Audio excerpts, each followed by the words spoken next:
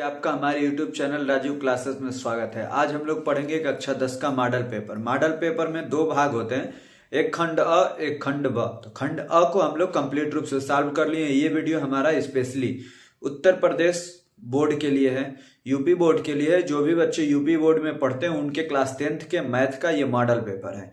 इस model paper का एक खंड हम लोग कर चुके हैं, खंड अ। आज हम लोग पढ़ेंगे खंड ब। खंड ब में क्या पढ़ेंगे इस वीडियो में? तो इस वीडियो में पढ़ेंगे हम लोग अति लघु प्रश्नों को, अति लघु को और लघु उत्तरीय को। दो प्रश्नों को पढ़ेंगे। अति लघु उत्तरीय में बहुविकल्पी प्रश्नों को हम लोगों ने ऑलरेडी पढ़ चुका है, जिसमें 20 प्रश्न थे जो कि ऑब्जेक्टिव थे। आज हम लोग पढ़ेंगे अति लघु और लघु उत्तरीय। अति लघु में कितने क्वेश्चन होते हैं? 6 क्वेश्चन होते हैं। और लघु उत्तरीय में कितने क्वेश्चन होते हैं? तो 5 क्वेश्चन होते हैं। ये जो 6 क्वेश्चन होते हैं कितने नंबर के होते हैं? तो ये होते हैं 2 नंबर के। कितने नंबर के हो गए? 20 नंबर के। और ये जो 5 क्वेश्चन होते हैं ये कितने नंबर के? तो एक प्रश्न 4 नंबर का होता है, टोटल ये 20 नंबर के ये होते हैं। सॉरी, ये 6 दूनी 12 होता है, ये 12 नंबर का होता है। अति लघु उत्तरीय और लघु उत्तरीय 20 नंबर के, मतलब इन दोनों भागों को मिला दिया जाए तो 32 नंबर के होते हैं। हम जो आज के वीडियो में पढ़ने वाले हैं 32 नंबर को कवर करने वाले हैं इस वीडियो में। इसके बाद अगले दिन अगला वीडियो जो अपलोड होगा वो दीर्घोत्तरीय प्रश्नों का रहेगा, जो कि जितने प्रश्न आते हैं 3 प्रश्न उसमें आते हैं। दीर्घोत्तरीय में कितने प्रश्न आते हैं? 3 प्रश्न आते हैं, जो कि एक प्रश्न कितने नंबर का होता है? 6 नंबर का। टोटल ये 18 नंबर का होता है। इन सबको जोड़ेंगे तो कितना नंबर होगा? 50 नंबर। और हम लोगों ने ऑलरेडी 20 नंबर का बहुविकल्पीय प्रश्न पढ़ चुके हैं। तो अब ज्यादा समय बर्बाद ना करते हुए अब हम लोग चलते हैं आज के प्रश्नों पे, कि कौन से प्रश्न है, उनको कैसे हल किया जाता है और बोर्ड में आप लोग कैसे हल करेंगे। हूबहू आपका पेपर जो कि आपको यूपी बोर्ड में मिलेगा वो पेपर बिल्कुल ऐसा ही होगा, same to same pattern follow होगा। और जो सवाल हैं हम लोग 2-3 मॉडल पेपर को हल कर लेंगे। कोई भी ऐसा प्रश्न नहीं होगा जो हमारे इस मॉडल पेपर से छूटा रह जाए। चलिए अब हम चलते हैं अपने प्रश्नों पे। यदि आप आज तक आप हमारे चैनल पे पहली बार हैं और आपने चैनल को सब्सक्राइब नहीं किया, यदि आप पहले से भी जुड़े हैं तो चैनल को सब्सक्राइब कर लीजिए, जिससे आपके पास वीडियो की नोटिफिकेशन पहुंचती रहे। और अपने दोस्तों के ग्रुप में शेयर भी कर दीजिए और वीडियो को लाइक भी कीजिए। चलिए अब हम देखते हैं अपने पहले प्रश्न को। आइए अब हम लोग सॉल्व करते हैं अपने खंड ब को। खंड ब में आज हम लोग पढ़ रहे हैं अति लघु लघु उत्तरीय को। उसमें भी अति लघु को सबसे पहले पढ़ रहे हैं। देखिए अति लघु में क्या है, हमारा पहला प्रश्न, इसमें 6 प्रश्न होंगे, जिसमें जो पहला प्रश्न है क्या है? स्पष्ट कीजिए कि 3 गुणे 5 गुणे 7 प्लस 7 एक भाज्य संख्या क्यों है। ये भाज्य संख्या है, ये इसने बताया है, लेकिन क्यों है ये हमें बताना है। तो आइए इसको हम हल करते हैं। हल कैसे होता है? तो ये देखिए, इसको लिखेंगे 3 गुणे 5 गुणे 7 प्लस 7। इन दोनों में से कुछ कॉमन है तो हाँ 7 है, तो 7 को कॉमन ले लीजिए। तो ये हो गया 3 गुणे 5 प्लस 1, कितना हो जाएगा? 3 5 15 और 1 16, तो 7 गुणे में 16। और किसी भी संख्या के यदि 2 गुणनखंड हो जाए, 7 और 16 हो गया, इन दोनों का गुणा होगा तो क्या आएगा? 112। और 112 किससे किससे विभाजित है? 7 से भी है, 16 से भी है। कभी भी यदि इन दोनों में से कोई भी कॉमन हो जाता है तो ये संख्या भाज्य संख्या हो जाएगी। क्यों भाज्य संख्या? ये हम लिख देते हैं कि 3 गुणे 5 गुणे 7 प्लस 7 एक भाज्य संख्या, एक भाज्य संख्या है, क्योंकि एक और स्वयं को छोड़कर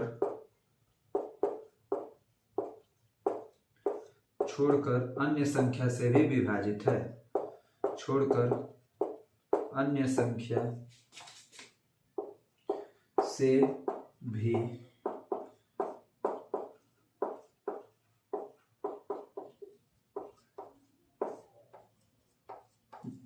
विभाजित है। कभी भी किसी संख्या के यदि 2 गुणनखंड से अधिक गुणनखंड है तो वह संख्या भाज्य संख्या होती है। इसीलिए 112 एक और स्वयं को छोड़ के अन्य संख्या से भी विभाजित। अन्य संख्या में कौन कौन सी संख्या है? 7 है, 16 है, तो इन सब संख्याओं से भी 2 है, 3 है, इन सब 3 से नहीं है, 2 है, 4 है, उसके बाद से 7 है, तो इन सभी संख्याओं से विभाजित है। इसीलिए ये संख्या भाज्य संख्या है। तो इस प्रकार ये पहला प्रश्न हमारा कंप्लीट रूप से सॉल्व होता है। अब हम चलते हैं अपने दूसरे प्रश्न पे और देखते हैं दूसरा प्रश्न क्या है और उसे हमें कैसे सॉल्व करना है। अब हम सॉल्व करते हैं अपने दूसरे प्रश्न को, देखते हैं दूसरा प्रश्न क्या है और इसे कैसे सॉल्व करना है। यदि cot थीटा बराबर 7/8 तो 1 plus sine theta 1 minus sine theta बटे में 1 plus cos theta 1 minus cos theta का मान निकालिए। आइए हम यहाँ इसको भी हल करते हैं, देखिए कैसे हल होगा। तो हल में जो दिया है उसे लिख लेते हैं, cot थीटा इक्वल टू 7/8। अब हमें हल तो इसे कर रहा है, करते हैं 1 प्लस साइन थीटा एक ब्रैकेट में, दूसरे ब्रैकेट में 1 माइनस साइन थीटा, नीचे क्या है तो नीचे भी 1 प्लस कॉस थीटा है और दूसरे ब्रैकेट में 1 माइनस कॉस थीटा। आपको एक फार्मूला मालूम होगा, ए प्लस बी ए माइनस बी क्या होता है, ए स्क्वायर माइनस बी स्क्वायर। तो आप चाहें तो यहाँ पे फार्मूला दिखा सकते हैं, ए प्लस बी और ए माइनस बी इक्वल टू में ए स्क्वायर माइनस बी स्क्वायर। इसके बाद से नीचे में हल कीजिए, ए प्लस बी ए माइनस बी ए स्क्वायर माइनस बी स्क्वायर, तो 1 माइनस साइन स्क्वायर थीटा हो जाएगा ऊपर में, नीचे में क्या होगा तो 1 माइनस कॉस स्क्वायर थीटा हो जाएगा। और 1 minus sine square theta equal to क्या होता है कॉस स्क्वायर थीटा, तो यहाँ पे होगा कॉस स्क्वायर थीटा अपान में 1 minus cos square theta equal to क्या होता है साइन स्क्वायर थीटा, तो यहाँ पे होगा साइन स्क्वायर थीटा। कॉस बटा साइन क्या हो जाएगा कॉट, तो कॉट स्क्वायर थीटा हो जाएगा। और कॉट थीटा का मान कितना है तो कॉट थीटा का मान है 7/8, तो यहाँ पे हो जाएगा 7/8 का स्क्वायर, और 7/8 का स्क्वायर कितना होगा 49/64, यही इसका आंसर हो जाएगा। दूसरे प्रश्न का क्या आंसर होगा 49/64। इस प्रकार हमारा दूसरा सवाल भी कंप्लीट रूप से सॉल्व हो गया। अब हम चलते अपने तीसरे प्रश्न पे और देखते हैं तीसरा प्रश्न क्या है और उसे हमें कैसे सॉल्व करना है। अब हम सॉल्व करते हैं अपने तीसरे प्रश्न को। देखिए तीसरा प्रश्न क्या है, दो घनों जिनमें से प्रत्येक का आयतन 64 सेंटीमीटर क्यूब है के संलग्न फलकों को मिलाकर एक ठोस बनाया जाता है, इससे प्राप्त घनाभ का पृष्ठीय क्षेत्रफल ज्ञात कीजिए। तो देखिए ये सवाल कैसे हल होगा, आइए इसे सबसे पहले हल करते हैं। घन का आयतन कितना दिया है, घन का आयतन इक्वल टू 64 सेंटीमीटर क्यूब। तो अब हम फार्मूला लगाते हैं, क्या होता है घन का आयतन का फार्मूला होता है भुजा क्यूब, भुजा का क्यूब बराबर 64 सेंटीमीटर क्यूब। तो भुजा इक्वल टू क्या हो जाएगा, भुजा इक्वल टू इधर वाले का, इधर से क्यूब हटता है तो इधर हो जाएगा घनमूल, तो 64 सेंटीमीटर क्यूब ये हो गया घनमूल में, घनमूल। तो 64 का घनमूल क्या होता है 4, तो भुजा इक्वल टू क्या आया 4 सेंटीमीटर। घन की भुजा कितनी हो गई 4 सेंटीमीटर। अब देखिए कैसे ये हल होगा। मान लीजिए कि ये घन है, एक घन है, ऐसा तो नहीं होता है लेकिन देखिए एज्यूम कीजिए कि मान लीजिए कि यही घन है, एक और घन इसी के साथ में लगा हुआ है,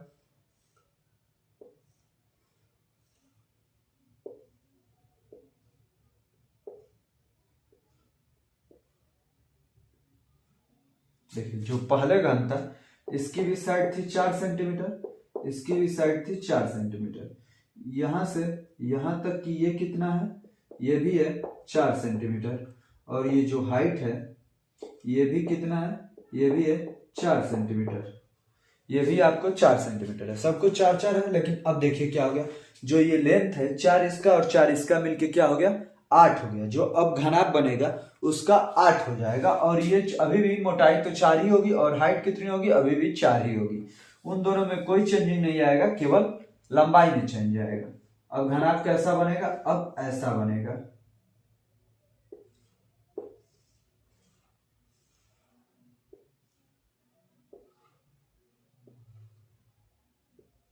अब घनाभ कैसा बनेगा ऐसा, ये हो जाएगा 8 सेंटीमीटर, कहां से इधर से लेकर के यहां तक, ये हो जाएगा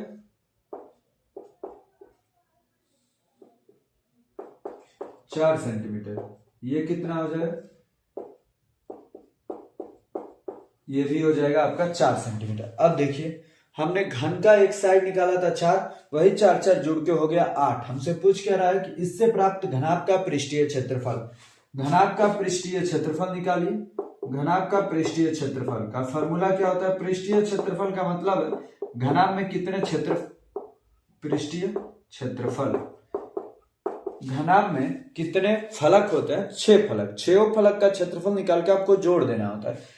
घनाभ के पृष्ठीय क्षेत्रफल के लिए एक फॉर्मूला होता है, क्या होता है? 2 length into breadth plus breadth into height plus height into length, ये फॉर्मूला होता है। इसी फॉर्मूले पे होगा 2 लेंथ कितनी है 8, ब्रीथ कितनी है 4 प्लस ब्रीथ है 4, हाइट है 4 प्लस हाइट कितनी है 4, लेंथ कितनी है 8।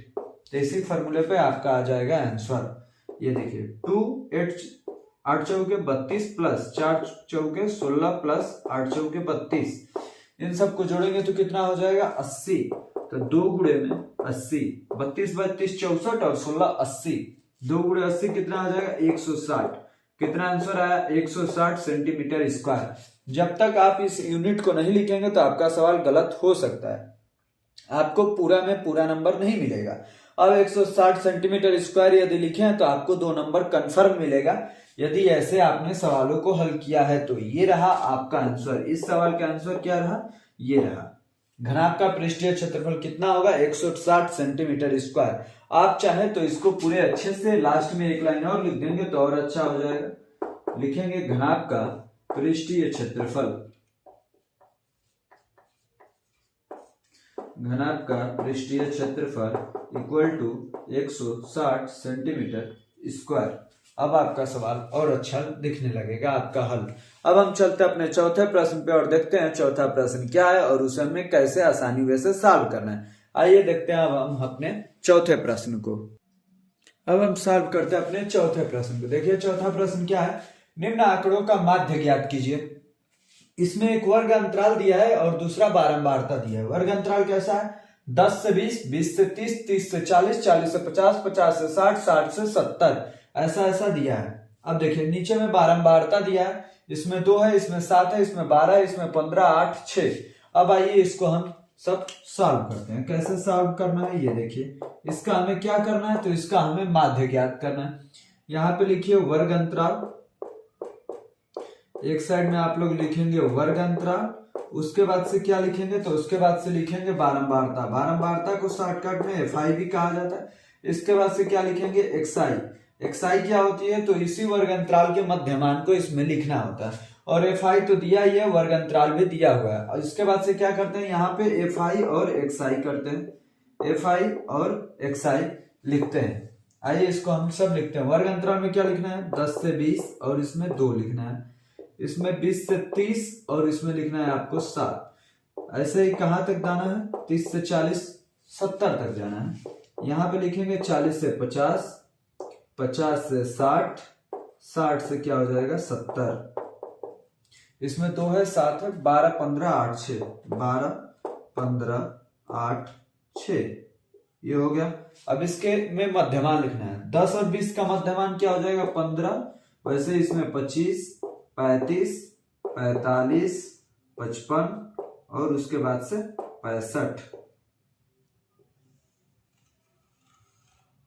65। अब देखिए क्या करना होता है आपको। एफ आई एक्स आई का मतलब क्या है? इन दोनों में कोई भी साइन नहीं है, इसका मतलब है कि दोनों में गुणा है, तो दोनों का आपको गुणा कर देना है। तो देखिए 15 दूनी क्या हो जाता है? 30, 25 साथ कितना हो जाता है? 175। वैसे ही 35 गुणे 12, तो 12 5 60 का 0, 6 लगा हाथ से, बारते हैं 36 6 42, तो 420। 15 गुणे 45, 15 5 75 का 5, 7 लगा हाथ से, 15 चौके 60 और 7 67। वैसे ही 8 से गुणा करना है तो 55 गुणे 8 कितना हो जाएगा? तो 440 होगा ये। 65 गुणे 6, तो 6 5 30 का 0, 3 लगा हाथ से, 6 36 3 39। अब देखिए क्या करना होता है। एफ आई वाला जो मान है इसको ऐड करना होता है। यहाँ पे क्या करना होता है? जोड़ना होता है। जोड़ना है तो इन सबको जोड़िए। 7 2 9, 12 9 21, 21 15 क्या हो जाएगा? 21 5 26 10 36, 36 8 44, 44 6 50, तो यहाँ पे आया 50। वैसे ही इसको भी जोड़ना होता है। किसको? तो जो एक्स आई और एफ आई का मान है इन सबको जोड़ेंगे तो कितना होगा? 5 5 10, का 0 1 लगा हासिल, 3 1 4 7 11 2 13 7 20 4 24 और 24 और 9 33 का 3 3 लगा हासिल, तो 3 1 4 4 8 6 14 4 18 3 21 कितना आया 2130 सबको जोड़ने पे। अब देखिए अब हमें निकालना है माध्य, ये हो गया, इससे हम लोगों को बहुत सारी चीजें मिल गई। इसी के बाद अब हम निकाल लेंगे माध्य। माध्य में का फॉर्मूला क्या होता है, माध्य इक्वल टू होता है sigma F I X I, sigma F I X I equal to sigma F I. अब यहाँ पर सिग्मा का मतलब क्या होता है, सिग्मा समेशन मतलब योग होता है, सबका जोड़ वाला लिखना होता है। 2130 आपको यहाँ पे ऊपर में लिखना है और सिग्मा एफ आई की जगह पे क्या लिखना है 50, क्योंकि इन सबका योग कितना है 50, तो यहाँ पर लिखना है 50। 0 से 0 कैंसिल, अब 5 से भागा लीजिए, 5 के 20 बचा 1 तो 13 हुआ, 5 दूनी 10 बचा 3 तो दशमलव लगाएंगे तो 30 हो जाएगा 6। कितना आया माध्य, माध्य इसका आ गया 42.6, माध्य आ गया 42.6। यही रहा आपका आंसर। इसमें बहुत ज्यादा लिखने की कोई जरूरत नहीं क्योंकि ये कोई इतने नंबर का क्वेश्चन है, ये 2 नंबर का क्वेश्चन है, इतना ही आप लोगों ने लिख दिया है, बहुत है, इस पे आपको परफेक्ट नंबर मिल जाएंगे। अब हम चलते हैं अपने अगले प्रश्न, प्रश्न संख्या 5 पे। यदि आपको डाउट अच्छे से क्लियर हो रहे हो, यदि इन टॉपिकों में डाउट है, यदि आपको डाउट क्लियर हो रहा तो आप वीडियो को लाइक कीजिए, शेयर कीजिए और चैनल को सब्सक्राइब करना बिल्कुल मत भूलिए। अब हम चलते हैं अपने 5वें प्रश्न पे और देखते हैं 5वां प्रश्न क्या है और उसे हमें कैसे सॉल्व करना है। अब आइए अब हम सॉल्व करते हैं अपने 5वें प्रश्न को। देखिए हमारा 5वां प्रश्न क्या है, बिंदु -4, बिंदुओं A -6, 10 और B 3, -8 को जोड़ने वाले रेखाखंड को किस अनुपात में विभाजित करता है। तो आइए इस प्रश्न को भी हम लोग सॉल्व करते हैं। देखिए ये कितने नंबर का प्रश्न है, तो ये भी 2 नंबर का ही प्रश्न है, क्योंकि कौन सा प्रश्न है, ये हमारा अति लघुत्तरीय प्रश्न है। तो आइए इसके लिए एक फॉर्मूला होता है। सबसे पहले इसमें क्या क्या दिया हुआ है ये लिख लेते हैं। इसमें दिया है x, y का मान जो कि ये है आपका -4, 6। उसके बाद से जो बिंदु A है इसको कहते हैं x1, y1 कहते हैं। ये किसका मान है, तो -6, 10। x1 का मान -6, y1 का मान 10 होगा। अब देखिए x2, y2 ये कहां से मिलेगा, तो ये हमें बिंदु B वाला है, उसका क्या निर्देशांक है, तो 3, -8। हमें क्या निकालना है, तो m रेशियो n का मान बताना है कि ये किस अनुपात में विभाजित करता है। इसके लिए एक फॉर्मूला होता है x equal to x1 m1 plus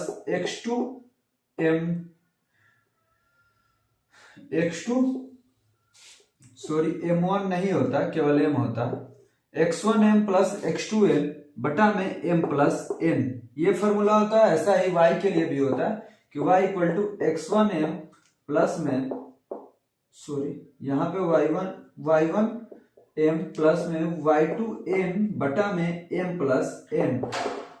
ये 2 फॉर्मूले होते हैं। x के लिए क्या होता है, तो x1m प्लस में x2m बटा में m प्लस n। y के लिए होता है y बराबर y1m प्लस y2m बटा में m प्लस n। इन दोनों फॉर्मूलों को आइए हम लोग सॉल्व करते हैं। इनमें से किसी एक पे रख के आप पूरे प्रश्न को सॉल्व कर सकते हैं, आपका आंसर निकल जाएगा।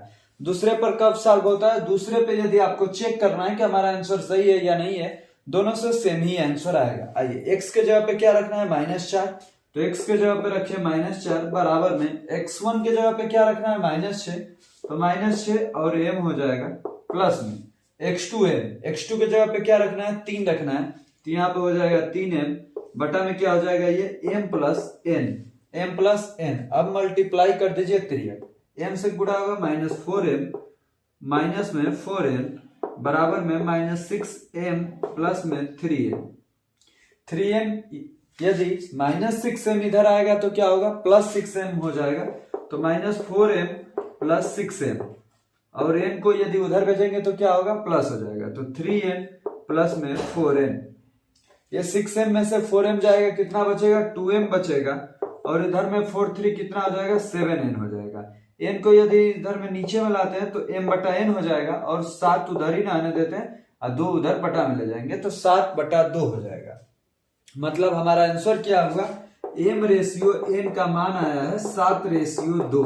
यही हमारा हो गया आंसर, ये आपका करेक्ट सही होगा। ये 2 ही नंबर का क्वेश्चन है, इसलिए एक ही से हम लोग प्रूफ करेंगे, 4-5 नंबर का क्वेश्चन होता तब जाके दूसरे से भी हल करा के दिखाते कि m रेशियो n का मान यही आएगा। आपको जो अच्छा लगेगा उस पे आप रख करके कर सकते हैं, पहले पे या दूसरे पे, दोनों फॉर्मूले सेम है। x और y का मान दोनों का मान दिया हुआ है, इसलिए आप दोनों से निकाल सकते हैं। इस प्रकार हमारा पांचवा प्रश्न कंप्लीट रूप से सॉल्व हो गया। अब हम चलते हैं अति लघु के लास्ट प्रश्न पे, प्रश्न संख्या 6 पे। अब हम सॉल्व करते हैं अपने 6वें प्रश्न को। देखिए क्या है, x और y में एक ऐसा संबंध ज्ञात कीजिए कि बिंदु x, y बिंदु 3,6 और -3,4 से समदूरस्थ हो। इसका मतलब यह है कि मान लीजिए कि ये दो पॉइंट है A और B, मान लीजिए कि दो पॉइंट है, ये एक रेखा है A और B, और कोई पॉइंट है कहीं पर जिसका पॉइंट है P।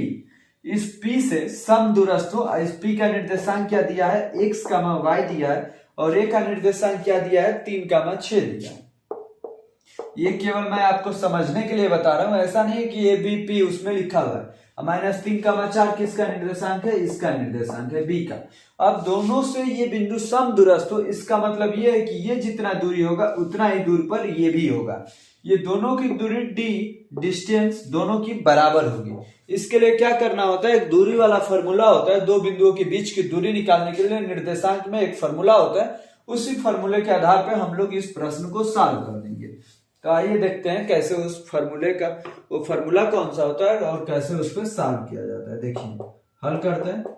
वो दूरी निकालने के लिए फॉर्मूला जो होता है d equal to distance equal to क्या होता है, अंडर रूट में x2 माइनस में x1 का होल स्क्वायर प्लस में y2 माइनस में y1 का होल स्क्वायर। अब ये y1 पहले रखिए या y2 बाद में रखिए या x1 पहले x2 बाद में रखिए, उससे कोई अंतर नहीं पड़ता, क्योंकि ये स्क्वायर है, माइनस भी आएगा तो स्क्वायर होकर प्लस ही हो जाएगा। तो इसी फॉर्मूले पर सॉल्व होगा प्रश्न। आइए सॉल्व करते हैं। xy से एक बार इसकी दूरी एक बार इसकी दूरी, दोनों की दूरी क्या होगी, बराबर होगी। तो हम मान लेते हैं कि ये x2 वाला है और ये x1 वाला है, तो 3 माइनस x का होल स्क्वायर प्लस में क्या होगा, तो y2 माइनस y1 मतलब 6 माइनस y का होल स्क्वायर। ये किस में रहेगा, तो अंडर रूट में रहेगा।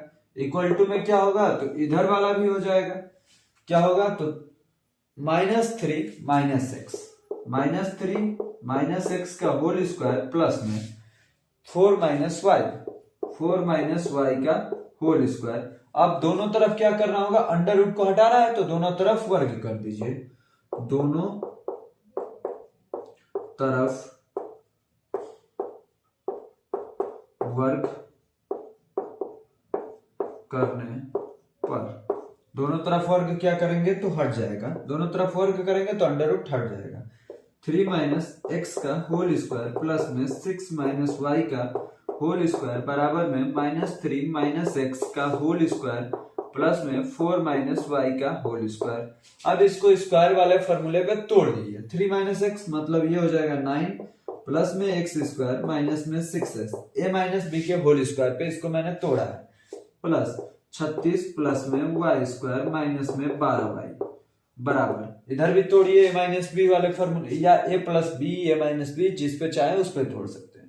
-3 का स्क्वायर 9 प्लस में एक्स स्क्वायर, ये माइनस माइनस 2 बार है तो माइनस हम लोग किस पे तोड़ रहे हैं, माइनस वाले फॉर्मूले पे, तो a square plus B square -2ab, तो -2ab, a भी माइनस में है तो a का मान माइनस में ही रखेंगे, इसलिए ये मान प्लस में हो जाएगा।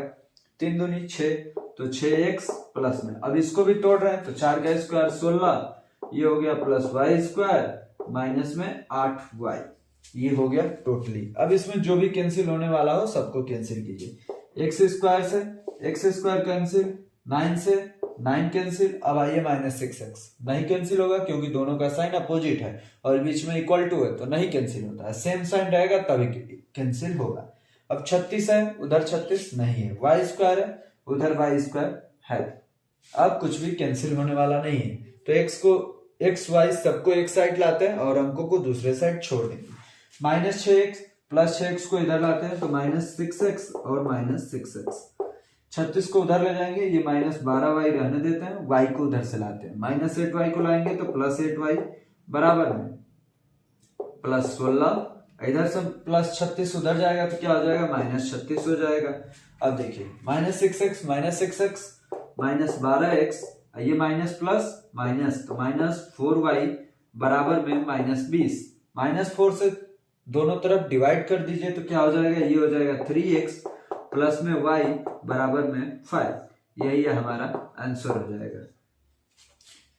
देखिए x और y में एक ऐसा संबंध ज्ञात कीजिए, तो x और y में यही संबंध है, 3x प्लस y बराबर 5। इस प्रकार हमारा अति लघु प्रश्न कंप्लीट रूप से सॉल्व होता है। अति लघु में जो 6 प्रश्न थे, 6 प्रश्न को हमने कंप्लीट रूप से सॉल्व कर लिया है। अब हम चलते हैं अपने लघुत्तरीय प्रश्न पे।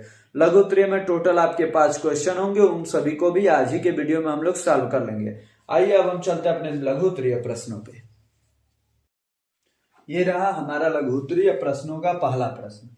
अति लघु हमने कंप्लीट रूप से सॉल्व कर लिया। ये रहा हमारा लघुत्तरीय का पहला प्रश्न। लघुत्तरीय में टोटल 5 प्रश्न रहेंगे, जो कि आपके एक प्रश्न 4 नंबर के होते हैं, इसलिए इसको आपको बहुत ही बारीक से, क्योंकि ये ज्यादा नंबर का, इससे भी ज्यादा नंबर का दीर्घोत्तरीय हो जाता है, एक ही क्वेश्चन 6 नंबर का। आइए इसे हम सॉल्व करते हैं। इसे कैसे आपको हल करना है, तो देखिए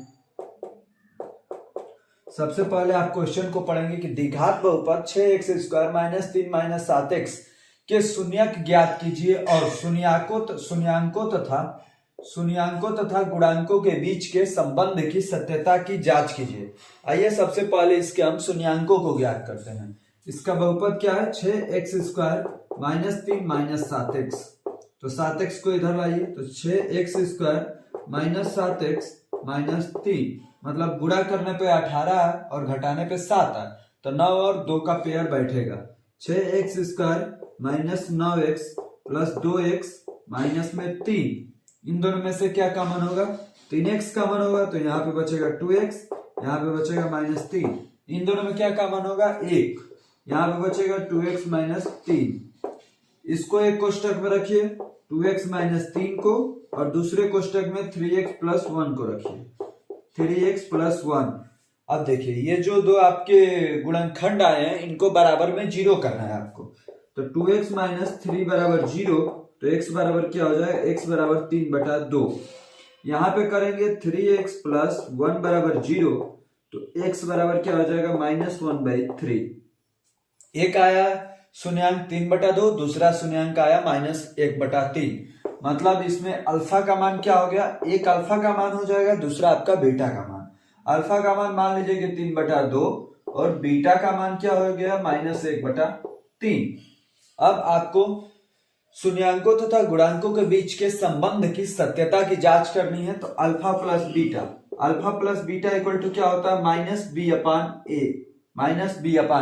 इसमें b क्या है, b का गुणांक ये वाला रियल वाला है, क्योंकि इसको ऐसे ही रूप में रखा जाता है, ax² - bx + c बराबर 0। तो b के जगह पे क्या है, -7। b के जगह पे रखेंगे हम -7, तो यहां पर रख दिए -7, और a के जगह पे क्या रखेंगे, a का मान है हमारा 6, तो a के जगह पे रखेंगे 6। जो b होता है वो x का गुणांक होता है, और जो a होता है x² का गुणांक होता है। अल्फा का मान क्या है, 3/2 प्लस बीटा का क्या मान है, -1/3। ये प्लस माइनस माइनस हो जाएगा, तो 3/2 -1/3, इधर माइनस प्लस, तो 7/6।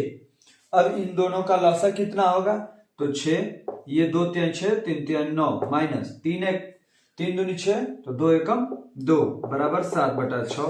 तो ये हो गया 7/6 बराबर 7/6। तो जितना इधर वाला साइड रहा उतना ही ये भी साइड आ गया। तो इस प्रकार हमारे गुणांकों और शून्यांकों में संबंध की सत्यता की जांच हो गई। एक और गुणांक में चेक करना होता है, अल्फा इंटू बीटा बराबर क्या होता है, अल्फा इंटू बीटा बराबर c/a होता है। अल्फा का मान क्या है, 3/2, तो यहाँ पर रखिए 3/2 गुणे बीटा का मान क्या है, -1/3 बराबर c क्या होता है, अचर पद कितना है, -3, तो यहाँ पे रखिए -3, और a क्या होता है, x² का गुणांक 6, तो यहाँ पे रखिए 6, 3 से 3 कैंसिल हो गया, तो ये हो गया -1/2, इधर 3 से 6 2 बार में, तो इधर भी -1/2। तो ये देखिए शून्यांकों तथा गुणांकों के बीच हमारे संबंध की सत्यता की जांच भी हो गई। ये आपके शून्यांक निकले और ये सत्यता की जांच हुई। इस प्रकार हमारा पहला प्रश्न कंप्लीट रूप से सॉल्व होता है। अब हम चलते हैं अपने दूसरे प्रश्न पे और देखते हैं दूसरा प्रश्न क्या है और उसे आपको कैसे अपने बोर्ड के पेपर में हल करना है, यदि सेम टू सेम वैसा सवाल आ जाए तो। अब हम सॉल्व करते हैं अपने दूसरे प्रश्न के। लघु उत्तरीय प्रश्न का दूसरा प्रश्न हमारा क्या है, तो दो संख्याओं के वर्गों का अंतर 180 है, छोटी संख्या का वर्ग बड़ी संख्या का 8 गुना है, दोनों संख्याएं ज्ञात कीजिए। आपको इन सवालों को आइए कैसे सॉल्व करना है ये देखिए।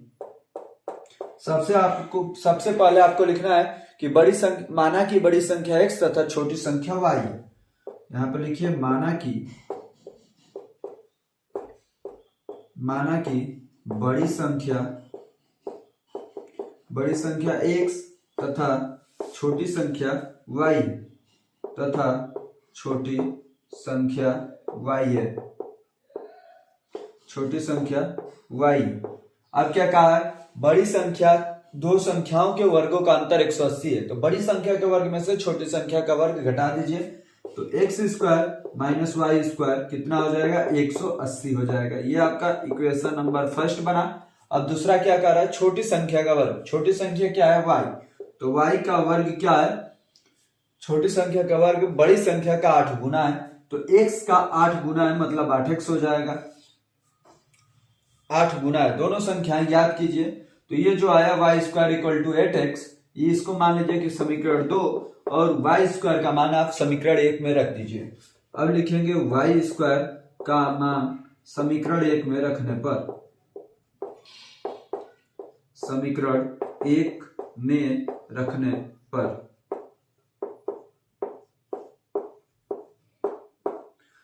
पर समीकरण क्या है, X square minus Y square बराबर 180, तो एक्स स्क्वायर वाई स्क्वायर की जगह पे क्या रखना है, 8x, तो 8x बराबर में 180, 180 को इस साइड लाइए, तो x square minus 8x minus 180 बराबर में 0। अब मतलब गुणा करने पर 180 आए और घटाने पर 8 है, ऐसा कौन सा फैक्टर बनेगा, तो 18 दाम 180 और 18 में से 10 गया 8 हो जाएगा। तो x square minus 18x plus 10x minus में 180 बराबर में 0। यहां से x का मन होगा तो यहां पे बचेगा x माइनस 18, और इधर में प्लस 10 का मन होगा तो यहां भी बचेगा x माइनस 18 बराबर में 0। अब इसको इधर में हल कर लीजिए, x माइनस 18 एक ब्रैकेट में और x प्लस 10 एक ब्रैकेट में, x माइनस 18 एक ब्रैकेट में और x प्लस 10 एक ब्रैकेट में बराबर में 0। x माइनस 18 बराबर 0, तो क्या हो जाएगा, x बराबर 18 और x प्लस 10 बराबर 0 होगा, तो x बराबर क्या हो जाएगा, माइनस 10। x के दो मान है, x बराबर 18 और x बराबर माइनस 10।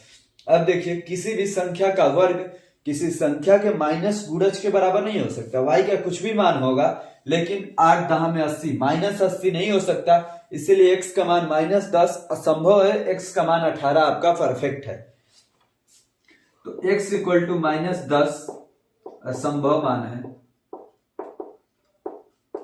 असंभव लिख देंगे, तो x इक्वल टू क्या आपका सही है, 18। अब जो x का मान आया है ये आप समीकरण 2 में रख सकते हैं। x का मान समीकरण 2 में रखने पर, समीकरण 2 में रखने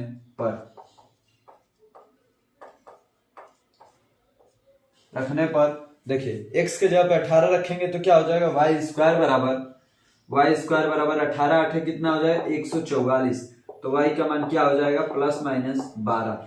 तो दो आंसर आएंगे, एक बार 18 और 12, और दूसरा आंसर होगा 18 माइनस 12। बड़ी संख्या 18 है तो बड़ी संख्या हमेशा 18 रहेगी, छोटी संख्या कभी 12 भी हो सकती है, माइनस 12 भी हो सकती है, दोनों पे आपका आंसर सटीक होगा। तो ये हो गया x इक्वल टू 18 और y equal two plus minus 12, ये रहा है आपके आंसर दोनों।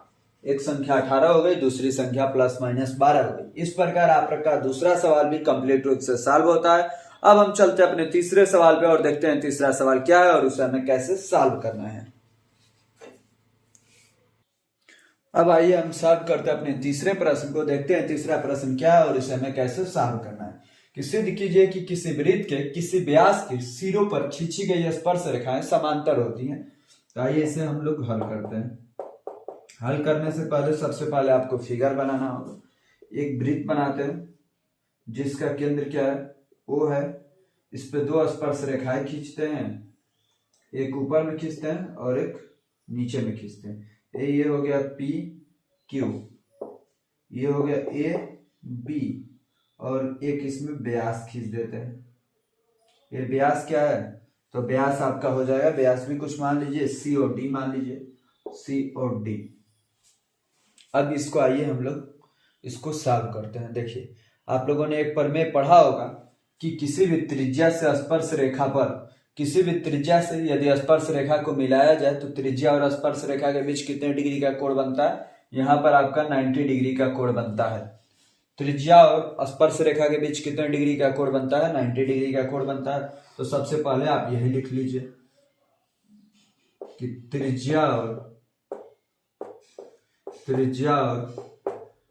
त्रिज्या हमेशा स्पर्श रेखा पर लंबवत होती है। त्रिज्या हमेशा स्पर्श रेखा पर लंबवत होती है, स्पर्श रेखा पर लंबवत होती है, पर लंबवत होती है। स्पर्श रेखा, त्रिज्या हमेशा स्पर्श रेखा पर लंबवत होती है, लंबवत होती है। तो ये बताइए यहाँ पे कितने डिग्री का कोण बनेगा, कोण ओडीपी, कोण ओडीपी इक्वल टू 90 डिग्री का कोण बनेगा। जब कोण ओडीपी 90 डिग्री का बन रहा है तो आप इसे लिख सकते हैं कोण सीडीपी भी 90 डिग्री का कह सकते हैं, क्योंकि ये व्यास है एक सीडी, और जब व्यास है तो सीधी लाइन ही है। अतः कोण C D P equal to भी 90 डिग्री हो जाएगा। अब नीचे वाली रेखा पे बात करते हैं, नीचे भी ये त्रिज्या ही है ओसी, तो ये भी त्रिज्या है, तो यहाँ पे भी 90 डिग्री का कोण बन रहा होगा। तो कोण ओसीबी भी 90 डिग्री का है, कोण ओसीबी इक्वल टू 90 डिग्री का हो गया। अब कोण ओसीबी 90 डिग्री का हो गया तो कोण डीसीबी भी 90 डिग्री का हो जाएगा, तो कोण डीसीबी 90 डिग्री का हो गया। अब बताइए जब ये एक सीधी रेखा और ये दोनों कोण आपस में बराबर है, मतलब ये दोनों कोण एकांतर कोण हो सकते हैं, तो ये दोनों कोण कैसे कोण हो गए, एकांतर कोण। और जब एकांतर कोण बराबर हैं इसका मतलब है कि ये दोनों समांतर रेखाएं हैं। इतना ही आपको हल करना है। तो यहाँ पर क्या लिखेंगे कि कोण C D P equal to कोण D C B equal to 90 degree. अतः ये एकांतर कोण है, अतः ये एकांतर कोण है, एकांतर कोण है, एकांतर कोण है। इसलिए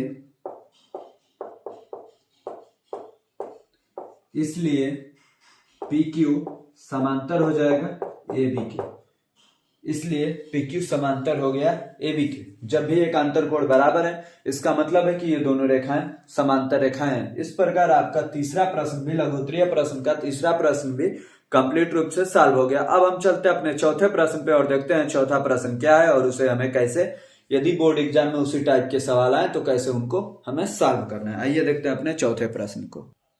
आइए अब हम सॉल्व करते हैं अपने चौथे प्रश्न को। देखिए हमारा चौथा प्रश्न क्या है कि एक थैले में 3 लाल और 5 काली गेंदें हैं। थैले में कितनी गेंदें हैं, 3 लाल है और 5 काली गेंदें हैं। इस थैले में से एक गेंद यादृच्छा निकाली जाती है, मतलब एक थैले में 8 गेंद डाल दी गई है टोटल, उनमें से एक गेंद निकाली जाती है। इसकी प्रायिकता क्या है कि गेंद लाल हो, लाल होने की प्रायिकता क्या है और लाल नहीं होने की प्रायिकता क्या है। तो आइए इसे हम हल करते हैं, कैसे ये हल होता है। सबसे पहले पहला करते हैं, तो प्रायिकता कैसे निकाली जाती है किसी भी चीज की, तो प्रायिकता ऐसे निकाली जाती है कि ऊपर में लिखा जाता है कुल संभावित घटनाएं और नीचे में लिखी जाती है कुल घटनाएं। तो आप पहले का आंसर हो जाएगा कितनी गेंदें लाल हैं, तो 3 गेंदें लाल हैं, और नीचे में टोटल गेंदों की संख्या, तो 3/8 हो जाएगा, 3/8।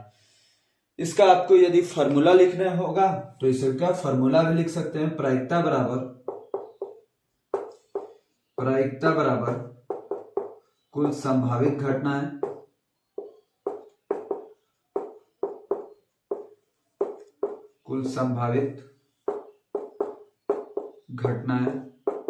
बटा में कुल घटनाएं।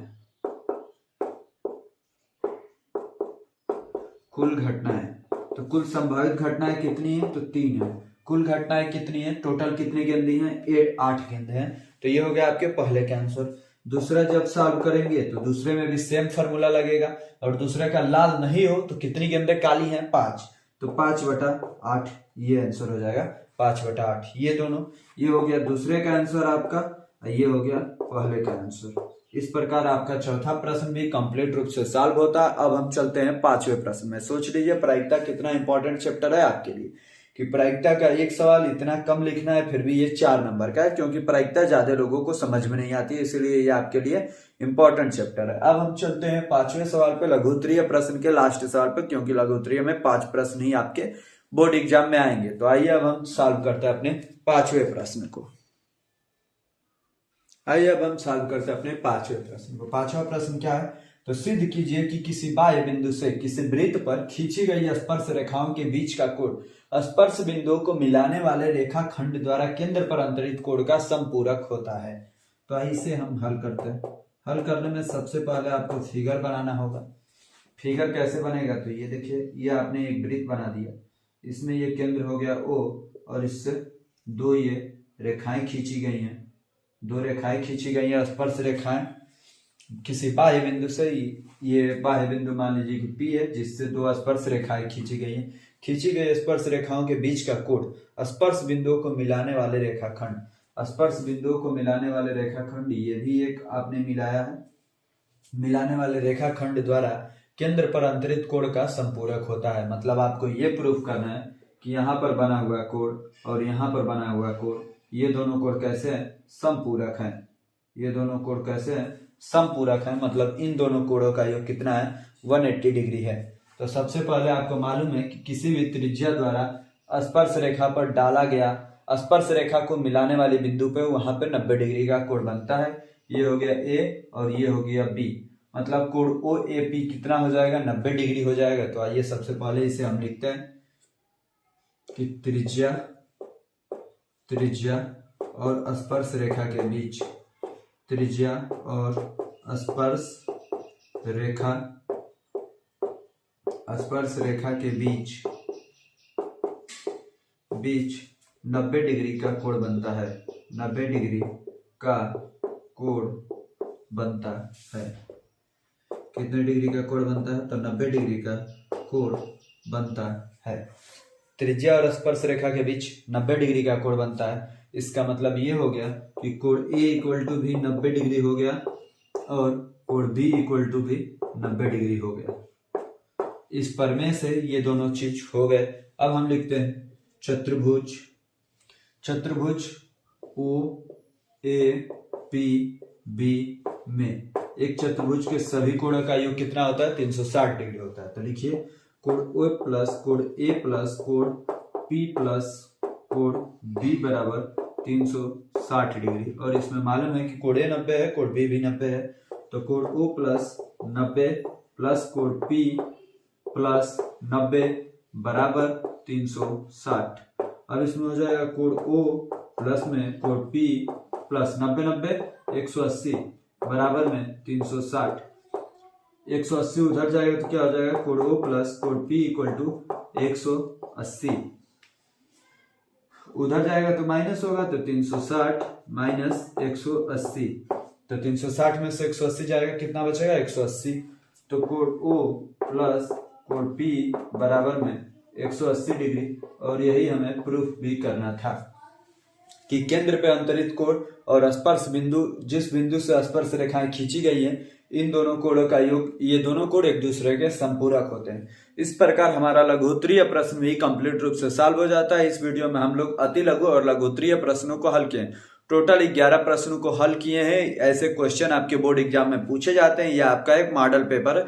मॉडल पेपर मतलब समझ जाइए कि बोर्ड एग्जाम, ये भी एक आपका बोर्ड एग्जाम है जिसमें आप अपना नंबर चेक कर सकते हैं कि आपने कितने नंबर का किया है। और जहां पे डाउट हो कि ऐसे प्रश्न हमको नहीं आते हैं, उन प्रश्नों को देख सकते हैं और कमेंट बॉक्स में आप कमेंट भी कर सकते हैं कि सर इस चैप्टर का को पढ़ा दीजिए। तो मैं उस चैप्टर का शॉर्ट नोट, मतलब उसको थोड़ा सा मिनिमाइज करके आपको समझाने का प्रयास करूंगा कि जो आपको भली भांति समझ में आ जाए। आप कमेंट बॉक्स में कमेंट कर सकते हैं। यदि किसी भी चैप्टर में आपको क्लास 10th के मैथ में प्रॉब्लम हो तो आप कमेंट बॉक्स में कमेंट करिए, जल्दी से जल्दी आपका सॉल्यूशन दिया जाएगा। धन्यवाद आपको अंत तक बने रहने के लिए। यदि आपने अभी तक चैनल को सब्सक्राइब नहीं किया है तो चैनल को सब्सक्राइब कीजिए, वीडियो को लाइक कीजिए और अपने दोस्तों को भी शेयर कीजिए। धन्यवाद एक बार और आपको अंत तक बने रहने के लिए।